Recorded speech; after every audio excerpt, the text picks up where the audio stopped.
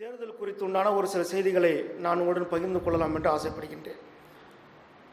அன்பிற்கினிய அல்லாஹ்வினுடைய சகோதர சகோதரிகளே, அல்லாஹ்வுடைய மிக பெரும் கிருபையின் காரணமாக நாம் வெளிநாட்டில் வாழ்ந்தாலும் கூட நம்முடைய தாய் நாட்டை மறக்காத மக்களாக, அந்த மக்களுக்கு ஏதாவது செய்ய வேண்டும் என்ற ஒரு ஆசை உள்ள மக்களாக அல்லாஹ் நம் அனைவரையும் ஆக்கி வைத்திருக்கின்றான். இந்த அடிப்படையிலே ஒரு சில தேர்தல் குறித்துண்டான சில செய்திகள் நாம் பார்த்தோம் என்று சொன்னால், உண்மையிலேயே மற்ற மக்களை பொறுத்தவரையில் அது எப்படியோ நமக்கு தெரியாது. ஆனால் ஈமான் கொண்ட நாம் இந்த தேர்தலை எப்படி கவனத்தில் எடுத்துக்கொள்ள வேண்டும், இந்த தேர்தல் முறையை எப்படி நாம் நடைமுறைப்படுத்துவதற்கு முயற்சி செய்ய வேண்டும், யாரை தேர்ந்தெடுக்க வேண்டும், எப்படி ஓட்டு போட வேண்டும், இது குறித்து இஸ்லாம் நமக்கு என்ன கற்றுத்தருகின்றது என்றால், நாம் எல்லாம் சொல்லிக் கொண்டிருக்கின்றோம், உலகத்தில் நடக்கக்கூடிய எந்த செயல்பாடாக இருந்தாலும் கூட இஸ்லாத்தினுடைய வழிமுறைகள் இல்லாமல் இல்லை, அனைத்திற்கும் இஸ்லாம் வழிகாட்டுகிறது என்று நாம் சொல்லிக் கொண்டிருக்கின்றோம். ஆனால் ஒவ்வொரு சந்தர்ப்பம் வரும்பொழுதும் நாம் கோட்டை விட்டு விடுகின்றோம். கட்சி சார்பாக, இனம் சார்பாக அல்லது வேறு விதமான முயற்சிகளை மேற்கொண்டு சில செய்திகள் நடைமுறைப்படுத்த ஆசைப்படுகின்றோம்.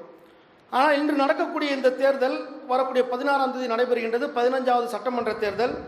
34 தொகுதிகளில் ஏறக்குறைய 5,82,1620 வாக்காளர் பெருமக்கள் ஓட்டு போட இருக்கின்றார்கள். அதில் 2,93,33,927 ஆண் வாக்காளர்கள், 2,88,62,973 பெண் வாக்காளர்கள், இது இல்லாமல் ஒரு குறிப்பிட்ட சில தொகையிலே 3ஆம் பாலினம் என்று சொல்லக்கூடிய ஒரு சில வாக்காளர்கள். இதில் ஏறக்குறைய எத்தனையோ ஆயிரக்கணக்கான வேட்பாளர்கள் களத்தில் நின்று கொண்டிருக்கின்றார்கள். இதில் கவனிக்க வேண்டிய விஷயம் என்று சொன்னால், இந்த தேர்தலை பொறுத்தவரையிலே 39 வயதிற்கும் குறைவான இளைஞர் பெருமக்கள், கோடிக்கணக்கான மக்கள் இப்போது முதன்முறையாக வாக்களிப்பதற்கு தயாராக இருக்கின்றார்கள். அவர்கள் தான் ஆட்சி மாற்றம் வேண்டும், ஆட்சி ஒரு புதிய மாற்றத்தை உருவாக்க வேண்டும் என்ற சிந்தனையில் ஆழ்ந்திருக்கின்றார்கள்.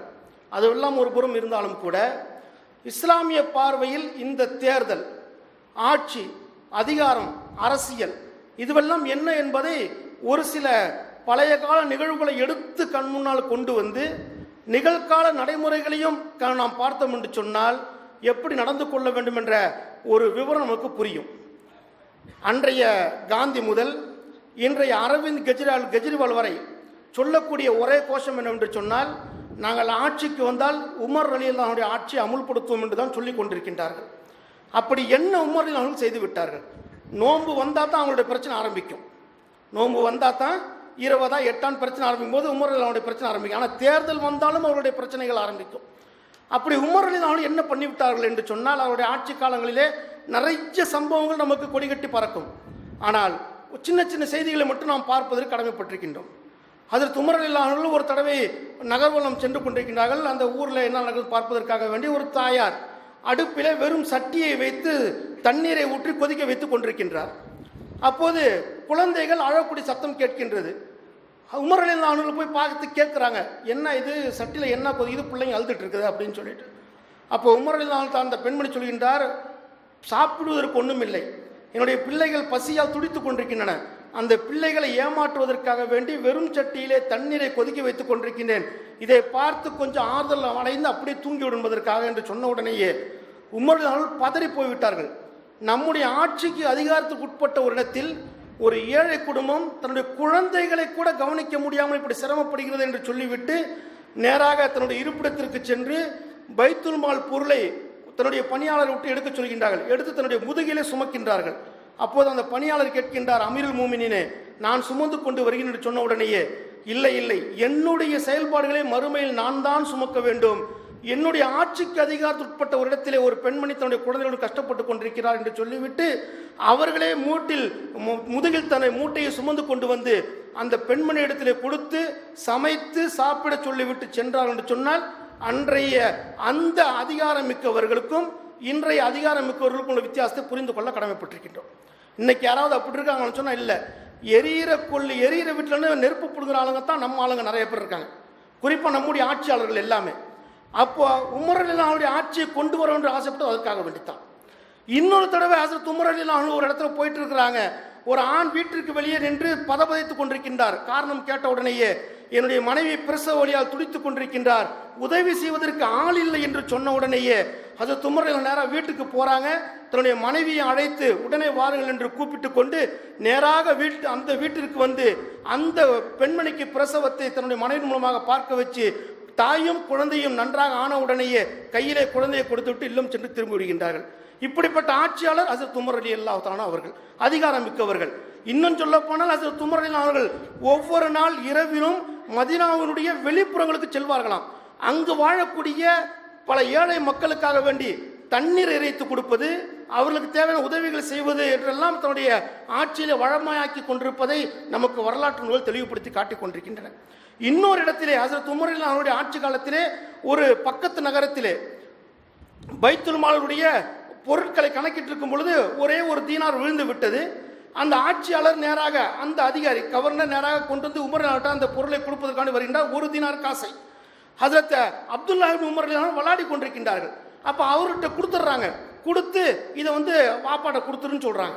ஹஜ்ரத் உமர் வந்து பார்க்குறாங்க, புள்ள ஒரு காசை வச்சு விளையாடிட்டு இருக்குது, ஒரே ஒரு தீனாரை வச்சு.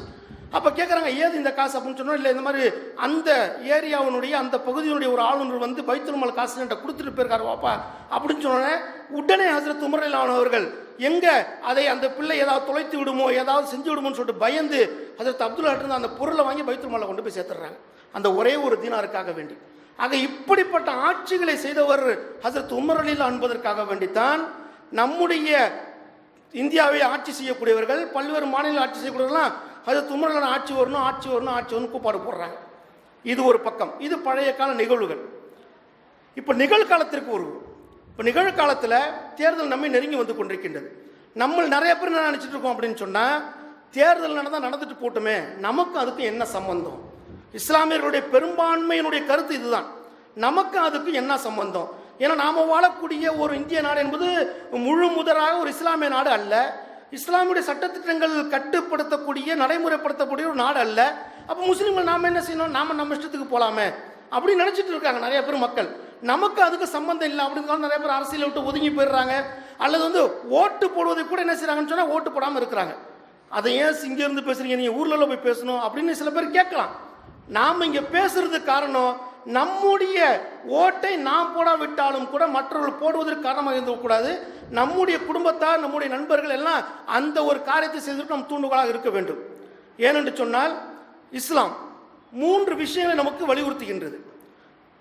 இந்த காலத்தில் உலமா பெருமக்கள் எல்லாம் குர்ஆன் ஹதீஸை மிகப்பெரிய அளவில் ஆய்வு செய்து இப்போது நடைபெறக்கூடிய ஜனநாயக தேர்தல், இந்தியா மட்டுமல்ல உலகில் எங்கே தேர்தல் நடந்தாலும் கூட ஜனநாயகம் என்ற அடிப்படையில் தேர்தல் நடத்துகிறார்கள் அல்லவா, அதிலே எப்படி முஸ்லிம்கள் நடந்து கொள்ள வேண்டும் என்பதை ஒரு சில செய்திகளை நமக்கு சொல்லித் தருகின்றார்கள். பாருங்கள், எப்படி நடந்து கொள்ள வேண்டும் இஸ்லாமியர்கள்.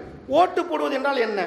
ஓட்டு போடுவது நாம் முஸ்லிம்கள் செய்யலாமா செய்யக்கூடாதா, அல்லது ஓட்டு போடாமல் ஒதுங்கி போயிட வேண்டுமா என்பதையெல்லாம் ஆய்வு செய்து ஓட்டு போடுவது கட்டாய கடமை என்று சொல்லித் தருகின்றார்கள். முஸ்லிம்கள் யார் எப்படிப்பட்டாலும் பிரச்சனை இல்லை, அந்த வேட்பாளருக்கு எப்படி நடந்துக்க வேண்டும், அந்த தகுதிகள் என்ன, யாரை தேர்ந்தெடுக்கணும் பின்னாடி பார்ப்போம் இன்ஷா அல்லாஹ். இந்த ஓட்டளிக்கக்கூடிய விஷயத்தில், வாக்களிக்கக்கூடிய விஷயத்தில் முஸ்லீம் எப்படி நடந்து கொள்ள வேண்டும், வாக்களிப்பது எப்படி ஜனநாயக கடமையோ அதே போன்று மார்க்க கடமை, சமுதாய கடமை என்பதாக உலமா பெருமக்கள் சொல்லித் தருகின்றார்கள். இன்னும் சொல்ல போனால் அது ஒரு இபாதத், ஒரு வணக்க வழிபாடு. காரணம், அது ஒரு அமானிதம், நமக்கு கொடுக்கப்பட்ட, இந்திய அரசாங்கத்தால் கொடுக்கப்பட்ட ஒரு அமானிதம். வாக்களித்து ஒரு ஆட்சியாளரை, ஒரு நிர்வாகத்தினை தேர்ந்தெடுப்பது என்பது நமக்கு கொடுக்கப்பட்ட ஒரு அமானிதம். அந்த அமானியத்தை நிறைவேற்றுவது ஒரு முஸ்லிமுடைய ஒரு பண்பாடு. சாட்சி சொல்லக்கூடிய விஷயத்தில் எப்படி ஒரு முஸ்லிம் பின்வாங்கக்கூடாதோ அதே போன்று இதுவும் சாட்சி சொல்லக்கூடிய விஷயம். அதை 3 வகையாக பிரிப்பார்கள். ஒன்று ஷஹாதத், இன்னொன்று ஷஃபாத், மூன்றாவது வக்காலத். குர்ஆனில் எடுத்து பார்த்தோம்னு சொன்னால் நிறைய விஷயங்கள் வரும். ஷஹாதத் என்று சொன்னால் சாட்சி சொல்வது, அதாவது இவர் என்னின் மூலமாக இந்த ஆட்சியை பெறுவதற்கு, இந்த காரியத்தை செய்வதற்கு, இந்த அதிகாரி பெறுவதற்கு நான் சாட்சி சொல்கின்றேன், இந்த வேட்பாளர் இதற்கு தகுதியானவர் தான், எனவே என்னுடைய சாட்சி இவருக்கு இருக்கின்றது என்று சொல்வதற்காக வேண்டி ஷஹாதத். காரணம், அல்லாஹ் ஜல்ல ஷஅனஹு குர்ஆனில் சொல்லும் பொழுது வல்லதீனஹும் பிஷஹாதத்திஹிம் காயிமூன், மூமின்கள் யார் என்று சொன்னால் தங்களுடைய சாட்சிகளிலே நிலையாக இருப்பார்கள், சாட்சி சொல்வதிலே அவர் நிலையாக இருப்பார்கள் அல்லாஹ் தஆலா குர்ஆன் சொல்லி தருகின்றான். ஆக ஒரு வேட்பாளருக்கு நாம் ஓட்டு போடுவது என்பது அவருக்கு நாம் சாட்சி சொல்வது என்று பொருள். இரண்டாவது ஷஃபாத். ஷஃபாத் சொன்னால் பரிந்துரை செய்வது. இந்த தொகுதிக்கு அல்லது இந்த கட்சிக்கு அல்லது இந்த பொறுப்பிற்கு இந்த வேட்பாளர் தகுதியானவர் தான் என்று நாம் பரிந்துரை செய்வது. அவருக்கு பரிந்துரை செய்து அவரை நாம் ஒரு முக்கிய பதவிக்கோ ஒரு முக்கிய இடத்திற்கு அனுப்புவது என்பது நாம் நம்முடைய பரிந்துரை அவர் கொடுப்பது என்று உலமா பெருமக்கள் சொல்லித் தருகின்றார்கள். மூன்றாவது வக்காலத், பொறுப்பை ஒப்படைப்பது. அவர் பொறுப்பை தேடி வந்தாலும் கூட 10 பேர் பொறுப்பை தேடி வருகின்றார்கள். ஆனால் ஒரு மூமின், ஒரு முஸ்லிம் இதற்கு இவர்தான் சரியான முறையில் இருப்பார், இதை இவர்தான் சிரம் நிறைவேற்றுவார் என்று சொல்லி அந்த பொறுப்பை அவரிடத்தில் ஒப்படைப்பது. ஆக ஷஹாதத், ஷஃபாத், வக்காலத் இந்த மூன்றையும் குர்ஆன் ஹதீஸ் ஆய்வு செய்து நம்முடைய உலமா பெருமக்கள், குறிப்பாக துபாயில் இருக்கக்கூடிய மிகப்பெரிய பல்கலைக்கழகத்தினுடைய மூத்த அறிஞர் என்ன செய்யறாருன்னு சொன்னா இந்த செய்தி நமக்கு எடுத்து சொல்றார். இந்த 3 அடிப்படையை வைத்து பார்த்தோம் என்று சொன்னால், ஷஹாதத் சொல்வது ஒரு முஸ்லிமுக்கு கடமை, சாட்சி சொல்வது. அதே போன்று பிறருக்கு நல்ல காரியங்களிலே ஷஃபாத், பரிந்துரை செய்வது ஒரு முஸ்லிமுக்கு கடமை. அதே போன்று ஒரு பொறுப்பானவரை அதற்கு தகுதியானவரிடத்திலே அந்த தகுதியான பொறுப்பிலே ஒப்படைப்பது என்பது ஒரு முஸ்லிமுக்கு கடமை. இந்த 3 விஷயத்தை எடுத்து பார்க்கும் பொழுது ஓட்டு போடுவது என்பது ஒரு முஸ்லிமுக்கு கொடுக்கப்பட்ட கடமை. அதை விட்டும் அவர் பின்வாங்க கூடாது. ஓட்டளிக்காமல் ஏன் ஒரு ஓட்டால என்ன ஆயிட போகுது அப்படின்னு நாம நினைக்கிறோம். ஆனா அந்த ஒரு ஓட்டு தான் அந்த வேட்பாளர்கிட்ட போய் கேட்டு பாருங்க, அவருக்கு தெரியும் அந்த ஓட்டுடைய அருமை. இன்னைக்கு பார்க்கிறோம், இன்னைக்கு காலையில கூட செய்தி என்னன்னு சொன்னா, ஒரு ஓட்டிற்கு 5000 முதல் 50,000 தரத்து கூட ரெடியா இருக்கானுங்க எல்லாமே. ஏன்னா அந்த ஓட்டுடைய மதிப்பு அவங்களுக்கு தெரியும், நமக்கு தெரியாம நம்ம என்ன செய்யணும்னு சொன்னா ஏன் ஒரு ஓட்டால என்ன ஆக போகுதுன்னு நினைக்கிறோம்.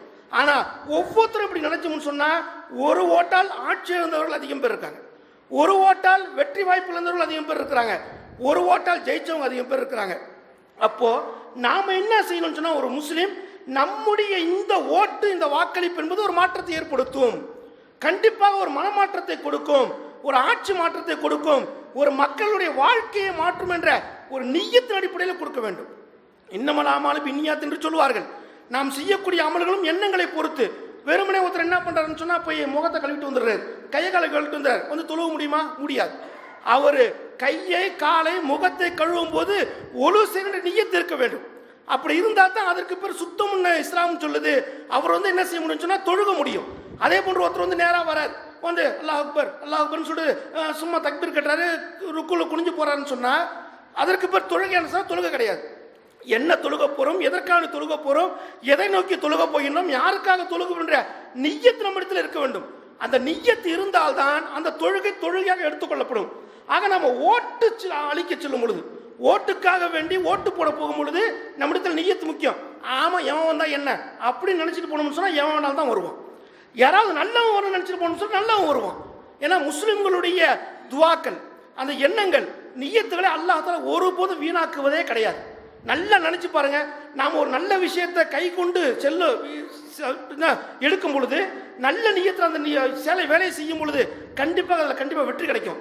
எனக்கு என்ன, யாராவது இருக்கட்டுமே, யாராவது வரட்டுமே, எப்படி போனா நமக்கு என்னன்னு சொல்லிட்டு ஒரு வேறு விதமான எண்ணத்தில் செஞ்சோம்னு சொன்னா அந்த காரியத்தில் வெற்றி கிடைக்காது. ஏன்னா நம்முடைய நிய்யத்துன்றது அவ்வளவு பெரிய சக்தி வாய்ந்த ஒரு பொருள் என்பதை அல்லாஹும் அல்லாஹ்வுடைய தூதர் ஸல்லல்லாஹு அலைஹி வஸல்லம் நிறைய இடம் சொல்லி காட்டிருக்கிறாங்க. அதுவும் இல்லாம ஹதீஸே அப்படித்தான் நமக்கு சொல்லி காட்டுது. காரியங்கள் எல்லாம் எண்ணங்களை பொறுத்தான் அமையும். நாம எந்த எண்ணத்துல போறோமோ அதே எண்ணத்துல என்ன செய்ய முடியும், அந்த காரியங்களை அமைத்துக் கொள்ள வேண்டும் என்று ஸல்லல்லாஹு சொல்லி தந்திருக்கிற பிரகாரம் நாம் ஓட்டு போடுவது கடமை என்பதை உணர்ந்து நம்முடைய காரியத்தை சரியான முறையில் செய்ய வேண்டும். அதே மாதிரி ஓட்டு போடுறதுக்கு காசு வாங்கலாமா அப்படின்னு கேட்டா கண்டிப்பா அவங்க கூட அது ஹராம். ஏனென்று சொன்னால், சாட்சி சொல்வதற்கு கூலி வாங்குவோமா? போய் எங்கேயாச்சும் போய் ஒருத்தர் கோர்ட்ல போய் ஒரு நல்லவன் சாட்சி சொல்ல போறோம், அவர்கிட்ட பணம் கொடுக்கறது, பணம் வாங்குறது எப்படி ஹராம்? அதே மாதிரி தான் ஓட்டுக்கு காசு வாங்குவது என்பது ஹராம். அது யாரா இருந்தாலும் சரி, அது தான் கட்சிக்காரனா இருக்கட்டும், அடுத்த கட்சிக்காரனா இருக்கட்டும், யாரா இருக்கட்டும், அல்லது நம்ம காசை தான் அவன் அடிச்சுட்டு போனாங்க. சில கட்சி தலைவர் சொல்லுவாங்களா இல்லையா, காசு கொடுத்தா வாங்கிக்கிங்க, ஏன்னா உங்க காசு தான் அவன் வச்சிருக்கிறான் அப்படின்னு சொன்னா, அவன் 5000 கோடி அடிச்சிருப்பான், நமக்கு 500 ரூபா கொடுப்பான், நாளைக்கு இந்த 500 ரூபா வச்சு 10,000 கோடி அடிக்க போறான். அதனால சாட்சி சொல்வதற்கு கூலி வாங்குவது எப்படி ஹராமோ, அதே போன்று ஓட்டு போடுவதற்கு காசு வாங்குவது ஹராமு. அதே போன்று பொய் சாட்சி சொல்வது எப்படி ஹராம். ஒருத்தர் போய் பொய் சாட்சி நம்ம சொல்லக்கூடாது, மார்க்கில் தடை செய்யப்பட்ட விஷயம். அதே மாதிரி கள்ள ஓட்டு போடுறது ஹராம், கள்ள ஓட்டு போடுவதும் மார்க்கத்தின் பிரகாரம் ஹராமு. அதே போன்று வாக்களிக்காமல் இருப்பது, நம்ம ஓட்டு போடாமல் இருக்கிறோம். ஏற்கனவே சொன்ன மாதிரி அந்த ஒரு ஓட்டால் என்ன ஆக போகுது, அல்லது எனக்கு வேற வேலை இருக்குது அப்படின்னு சொல்கிறோம் இல்லையா, அதுவும் குற்றம் இஸ்லாமிய பார்வையில். காரணம், சாட்சி நமக்கு நல்லா தெரியும். ஒருத்தர் தப்பு செஞ்சிட்டாரு, தப்பு தெரியும், நமக்கு நல்லா தெரியும். ஆக சாட்சி சொல்லாமல் மறைப்பது என்பது அல்லாஹ் தஆலா குர்ஆன் சொல்றான், வலா தக்துமுல் ஹக்க, நீங்களே செய்யுங்க, சத்தியத்தை மறைக்காதீர்கள், மறைச்சு போயிடாதீங்க, எதுவுமே தெளிவா எடுத்து சொல்லுங்கன்னு அல்லாஹ் தஆலா குர்ஆன்ல சொல்றான். அந்த அடிப்படையில் உலமா பெருமக்கள் சொல்றாங்க, வாக்களிக்காமல் ஏன் ஓட்டால என்ன ஆக போகுது, அல்லது நான் தான் போய் இதை மாற்றி அமைக்க போறேனா அப்படின்னு சொல்லிட்டு வாக்களிக்காமல் இருப்பது கூட கூடாது என்று நமக்கு உலமா பெருமக்கள் நமக்கு சொல்லி தராங்க. இப்படி பல்வேறு காரியங்கள் இந்த தேர்தல் நமக்கு சொல்லி தருகின்றன. இன்னும் சொல்ல போனால், சரி அப்ப யாரை தேர்ந்தெடுக்கிறது? ஓட்டு போடணும்னு சொல்றீங்க, காசு வாங்கக்கூடாதுன்னு சொல்றீங்க, கள்ள ஓட்டு போடக்கூடாதுன்னு சொல்றீங்க, ஜனநாயக கடமை, மார்க்க கடமை, இபாதத்து, சாட்சி, ஷஃபாத் எல்லாம் சொல்றீங்களா, அப்ப யாருக்கு ஓட்டு போடுறது? அதாவது எல்லாருமே நம்ம பார்க்க வகையில் அரசியல்வாதிகள் எல்லாமே ஒட்டுமொத்தமாக சொல்ல போனால் 99.999% எல்லாமே திருட்டு பசங்க தான். சரதாசனம் என்ன செய்வாங்கன்னு சொன்னால், ரெண்டு காரியங்கள் அவரிடத்தில் முன்வைக்கப்பட்டது சொன்னால், தெளிவான ஒரு ஹதீஸில் வரக்கூடிய ஒரு வாசகம், ரெண்டு காரியங்கள் முன்வைக்கப்பட்டது என்று சொன்னால் அதில் இலகுவானதை சல்லாசன் தேர்ந்தெடுப்பார்கள். பாவங்கள் இல்லாத பட்சத்தில், குற்றங்கள் இல்லாத பட்சத்தில் ரெண்டில் என்ன செய்வாங்கன்னு சொன்னால் இலகுவானதை தேர்ந்தெடுப்பார்கள். அது குற்றம் இருந்து தெரிந்துவிட்டால் மக்களில் அவர்கள் தான் அதை விட்டு வெகு தூரமாக இருப்பார்கள். ஒரு பாவமான காரியம்னா அது வெகு தூரத்தில் சல்லாசன் இருப்பாங்க.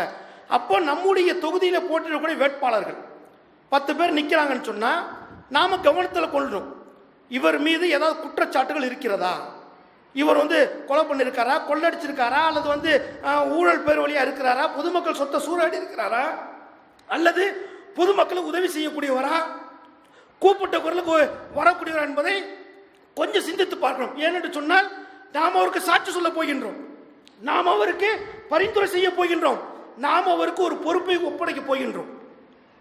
பொறுப்பு ஒப்படைக்க போகிறோம். இப்போ நம்ம கம்பெனி நம்ம வேலைக்கு ஆள் எடுத்தோம்னு சொன்னால் அவனுடைய பயோடேட்டாவை அப்படியே அலசி ஆராய்ஞ்சு பார்ப்போம். இவன் என்ன படிச்சிருக்கான், என்ன எக்ஸ்பீரியன்ஸ், என்ன இருக்குன்னு பார்ப்போம். அப்போ அதே போன்று ஒரு 5 வருடத்திற்கு ஒருத்தவன்ட்ட ஒரு பொறுப்பு ஒப்படைக்க போகிறோம்னு சொன்னால் கொஞ்சம் அலசி ஆராயணும். அவன் எந்த கட்சியாக இருந்தாலும் இருந்துட்டு போட்டோம், ஆனால் சுயேட்சா நிற்கட்டும், பிரச்சனை இல்லை. ஆனால் அவன் இதற்கு தகுதியானவன் என்பதை ஆராய்ந்து பார்த்து நம்ம என்ன செய்யணும், ஓட்டு போட போகணும். சில பேர் சொல்லுவாங்க, என்னங்க அந்த கியூவில் போய் நின்றுக்கிட்டு ஓட்டு போட்டு வரணுமா, எவ்வளோ வேலை இருக்குது அப்படின்னு சொல்லுவாங்க. என் பிள்ளைங்களுக்கு ஸ்கூல் அட்மிஷனுக்காக போய் விடிய காத்தால போய் நிற்கல, அல்லது பிள்ளைகளுடைய தடுப்பூசி போடுறதுக்காக போய் நம்ம நிற்க மாட்டேங்கிறோம், அது நம்முடைய வேலைக்காக போய் நிற்க மாட்டோம். அப்படி நம்முடைய தேவைக்காக போய் நிற்கிறோமா இல்லையா? ஒரு 5 வருஷம் ஒருத்தன்ட்ட ஒரு பொறுப்பு ஒப்படைக்க போகிறோம்னு சொன்னால் போய் நின்று போட்டு தான் ஆக வேண்டும். அதுதான் நம்முடைய மார்க்கத்தினுடைய கடமை, மார்க்கம் சொல்லித்தரக்கூடிய செயல்பாடு அதுதான். எனவே நல்ல மக்களுக்கு பயன் தரக்கூடிய, மக்களுக்கு பயனாக இருக்கக்கூடிய வேட்பாளரை பார்த்து சாட்சி சொல்ல வேண்டும், அவருக்கு பரிந்துரை செய்ய வேண்டும், அவரிடத்தில் பொறுப்பு ஒப்படைக்க வேண்டும்.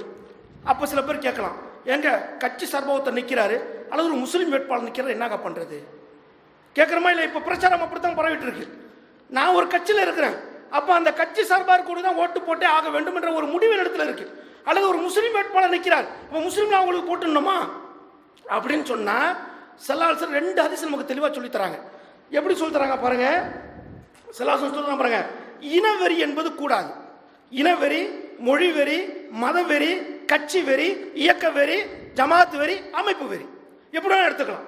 அதாவது எவ்வளோ தான் அவன் அயோக்கியனாலும் அவனுக்கு தான் ஓட்டு போடுவேன்னு சொன்னால் அதுக்கு பேர் தான் இனவெறி.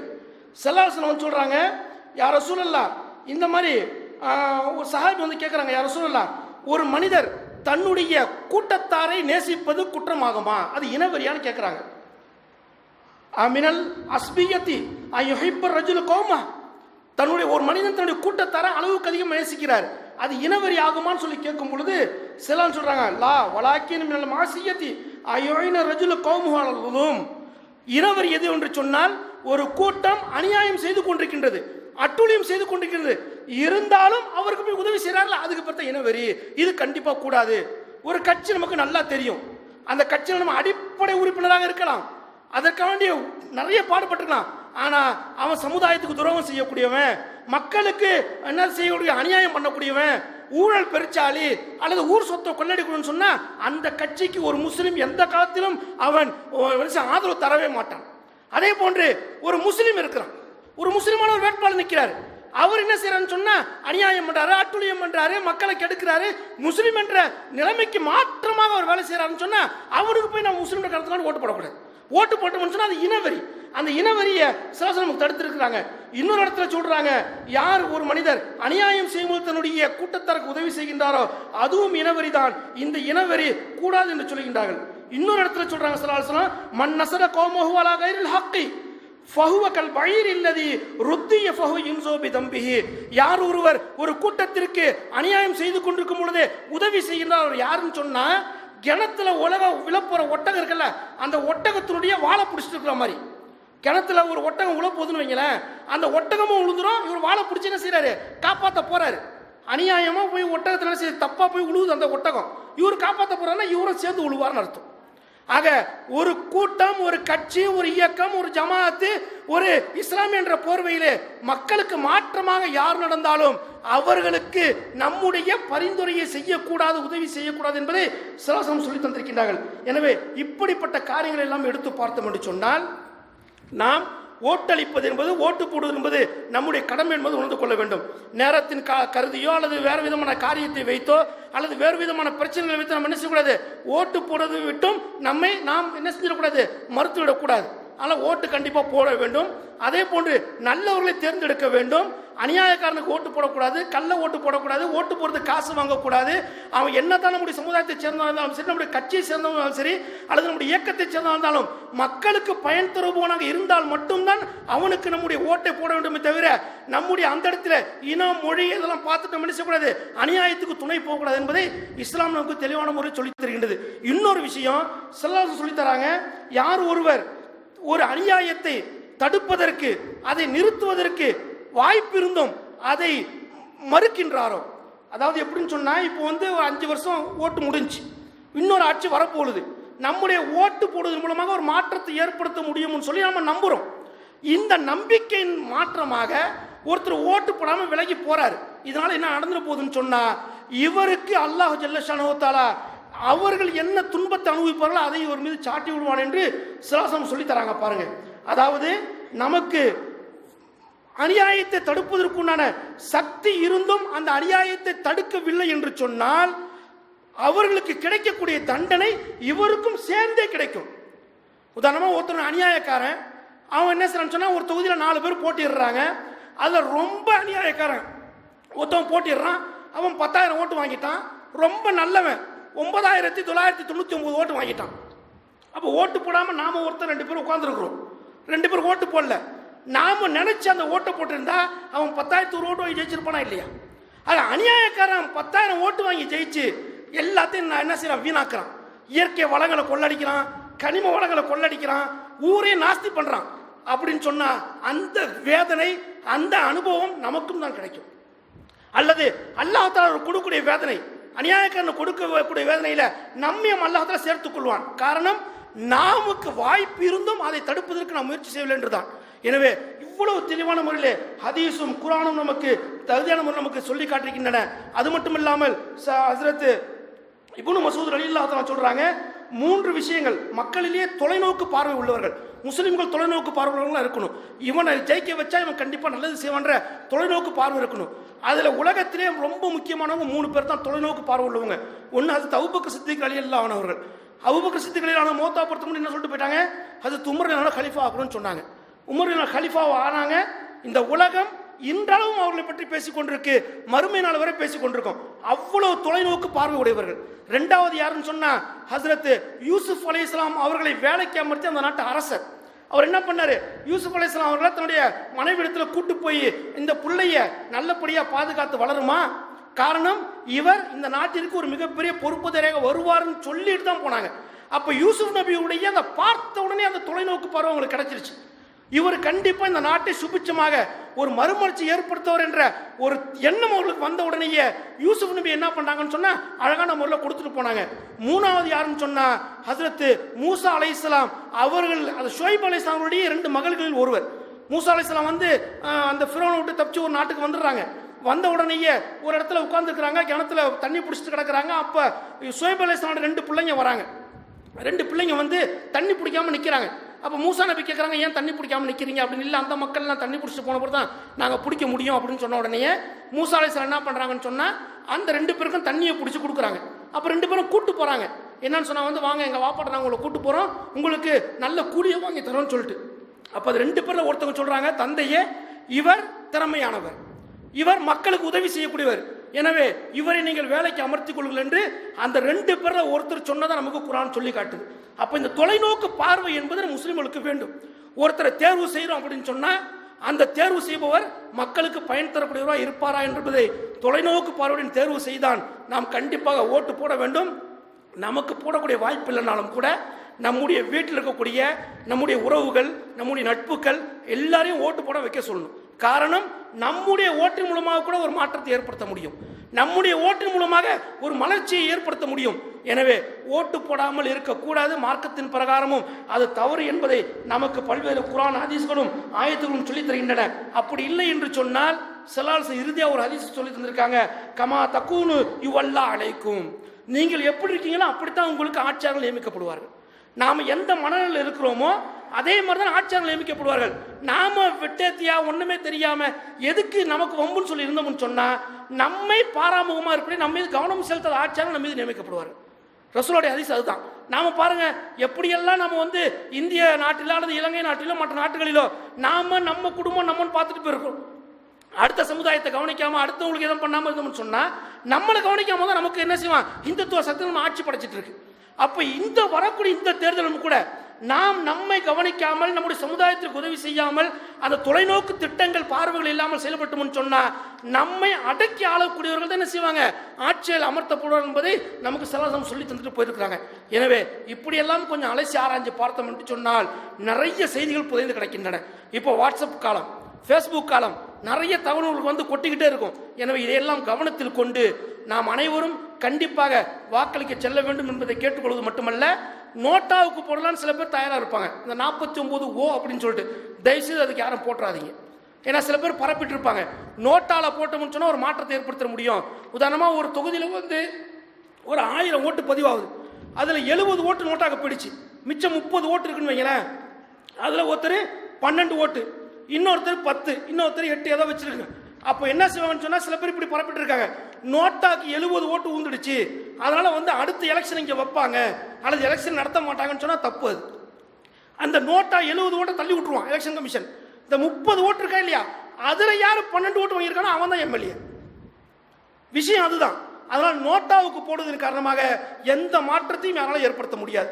எனவே அதையும் தயவு செய்து மறந்துடுங்க. யார் தகுதியான வேட்பாளர், யார் சமுதாயத்திற்கு பயன் தரக்கூடியவர், மக்களுக்கு பயன் தரக்கூடியவர் யார், இயற்கை வளங்களை காப்பாற்றக்கூடியவர் யார், மக்களுடைய வாழ்வாதார பிரச்சனைக்கு குரல் கொடுப்பவர் யார், மக்களுக்காக வேண்டி அல்லும் பகலும் பாடுபடக்கூடியவர் யார் என்பதை ஆராய்ந்து அத்தனை பேரும் ஓட்டு போடுவதற்கு முயற்சி செய்ய வேண்டும். நம்முடைய ஊரில் இருக்கிறவர்களுக்கும் ஓட்டு போடுவதற்கு நாம் ஊக்கமளிக்க வேண்டும். கள்ள ஓட்டு போட வேண்டாம் என்று சொல்லுங்கள், ஓட்டிற்கு காசு வாங்க வேண்டாம் என்று சொல்லுங்கள், ஓட்டு போடாமல் இருக்க வேண்டாம் என்று சொல்லிவிடுங்கள். இந்த 3 காரணத்தை வைத்து நாம் ஓட்டு போடுவதற்கு முயற்சி செய்ய வேண்டுமா கேட்டுக்கொண்டு அல்லாஹ் ஜல்ல ஷானஹு வ தஆலா அல்லாஹ் குர்ஆனில் சொல்லியிருக்கான் அல்லவா, ஒரு ஆயத்தை நமக்கு சொல்லித்தரான் அல்லாஹ் ஜல்ல ஷானஹு வ தஆலா வசனத்தில் இந்த ஒரு துவாவை கேட்க சொல்லி. நம்ம இந்த துவாவை கூட நம்ம 2 மாசமா வெளியிட்டு இருக்கோம்.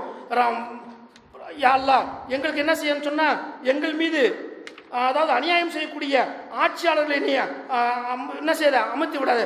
வலா துசல்லி தலைனா மல்லா ஹாஃபுக ஃபீனா வலா யர்ஹம்னா, எங்கள் மீது அதிகாரம் செலுத்தக்கூடிய அடக்குமுறைகளை கட்ட வைக்கக்கூடிய எங்கள் மீது இரக்கம் காட்டாத இவர்களை ஆட்சியில் அமர்த்தி விடாத என்று அல்லாஹ் குர்ஆனில் கேட்க சொல்றான். எனவே அந்த துவாவை கேட்டு நல்ல நியத்துடன் சென்று நல்ல முறையிலே ஓட்டளிப்பதற்கு முயற்சி செய்யணும். அல்லாஹ் ஜல்ல ஷானஹு வ தஆலா வரக்கூடிய தேர்தலாவது நம் அனைவருக்கும் ஒரு நல்ல சுபிட்சமான வாழ்க்கையை தமிழகத்தில் ஏற்படுத்துவதற்கு அல்லாஹ் ஜல்ல ஷானஹு அருள் புரிவானை கேட்டுக்கொண்டு என்னுடைய உரையை முடித்துக் கொள்கிறேன். வாஹிர் தஅவானா அல்ஹம்துலில்லாஹி ரப்பில் ஆலமீன்.